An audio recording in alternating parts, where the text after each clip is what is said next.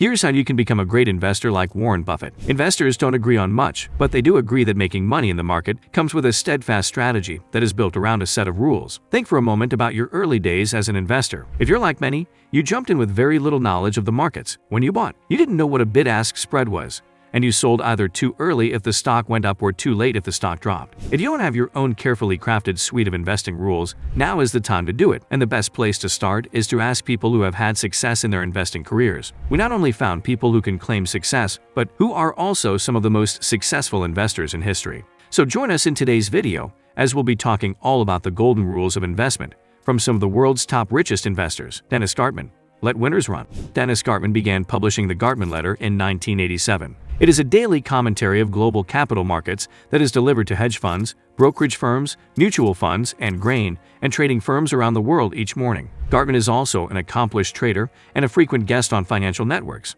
Gartman has his own set of rules. He said, "Be patient with winning trades. Be enormously impatient with losing trades. Remember, it is quite possible to make large sums investing if we are right. Only 30% of the time, as long as our losses are small and our profits are large." His rule above addresses a number of mistakes young investors make. First, don't sell at the first sign of profits. Let winning trades run. Second, don't let a losing trade get away. Investors who make money in the markets are okay with losing a little bit of money on a trade, but they're not okay with losing a lot of money. Do not buy or sell based on what your friends, neighbors, or that fancy stock guru is buying. You do not know their realities. You do not know their risk appetite, information ratio, maneuverability, asset allocation, and incentives. Actually, you know nothing about those you wish to imitate. Robert Cialdini described this behavior as social proof. It is the tendency to see an action as more appropriate when others are doing it. It may not always be the best for you. As Gartman points out, you don't have to be right a majority of the time. What is more important is to let a winning trade run and get out of a losing trade quickly. If you follow this rule, the money you make on the winning trades will far outpace the losing trades. Warren Buffett. Do the research. Warren Buffett is widely considered to be the most successful investor in history. Not only is he one of the richest men in the world, but he also has had the financial ear of numerous presidents and world leaders. When Buffett talks, world markets move based on his words. Warren Buffett once said, "It's far better to buy a wonderful company at a fair price than a fair company at a wonderful price." Buffett is also known for being a prolific teacher. His annual letter to investors in his company, Berkshire Hathaway, is used in college finance classes at the largest and most prestigious universities. Buffett gives two key pieces of advice when evaluating a company. First, look at the quality of the company, then at the price. Looking at the quality of a company requires that you read financial statements, listen to conference calls, and vet management. Then only after you have confidence in the quality of the company should the price be evaluated. Bill Gross, have conviction. Bill Gross is the co-founder of PIMCO. He managed the PIMCO Total Return Fund, one of the largest bond funds in the world, and was the firm's chief investment officer before leaving in 2014. Gross' rule focuses on portfolio management. Do you really like a particular stock? Put 10% or so of your portfolio on it. Make the idea count. Good investment ideas should not be diversified away into meaningless oblivion. A universal rule that most young investors know is diversification, i.e., don't put all of your investing capital into one name. Diversification is a good rule of thumb, but it can also diminish your profits when one of your picks makes a big move while other names don't. Making money in the market is also about taking chances based on exhaustive research. Always keep some cash in your account for those opportunities that need a little more capital, and don't be afraid to act when you believe that your research is pointing to a real winner. Prince AlWaleed bin Talal. Patience is key. You may have never heard of Prince AlWaleed bin Talal, but he's well known in the investing world. An investor from Saudi Arabia, he founded the Kingdom Holding Company and later made a major bet on Citigroup's predecessor Citicorp in the early 1990s, becoming the bank's largest shareholder. In addition to that, he's also made investments in Twitter and Snap. His patience was tested during the Great Recession when many of his investments took a hit. When others have sold, notably when seed was under heavy pressure in the late 1990s, Prince AlWaleed bin Talal did what many of the best investors do to amass their riches: hold their investments. As an investor, do not be in a hurry to see your investments grow. Investing is a process.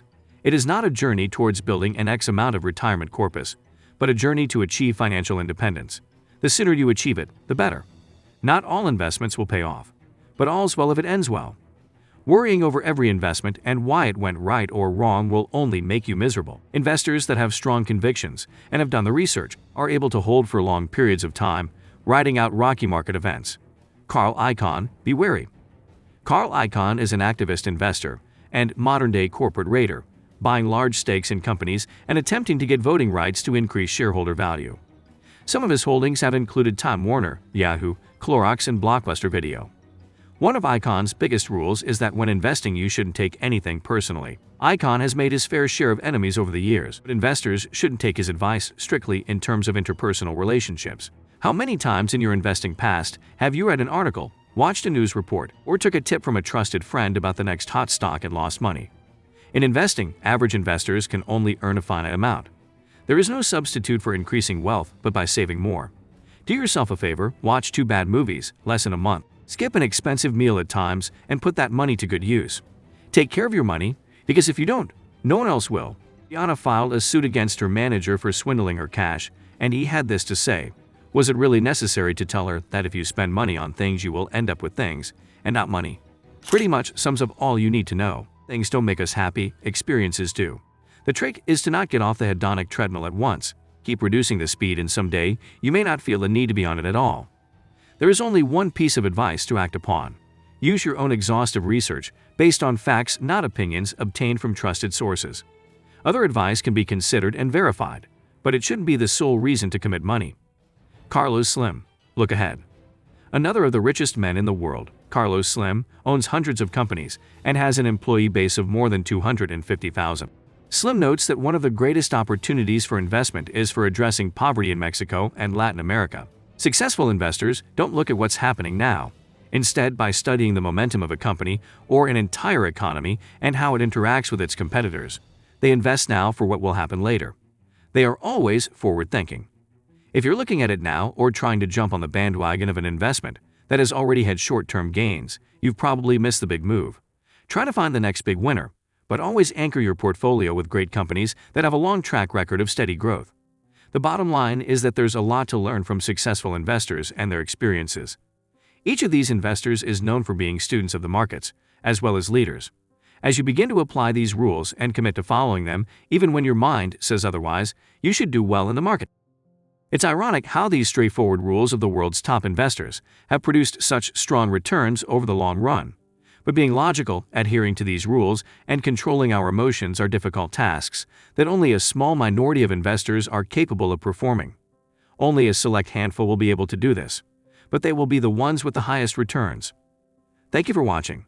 I hope you gained some usable wisdom from this video. If you did, be sure to like and subscribe to our channel and turn on the notifications.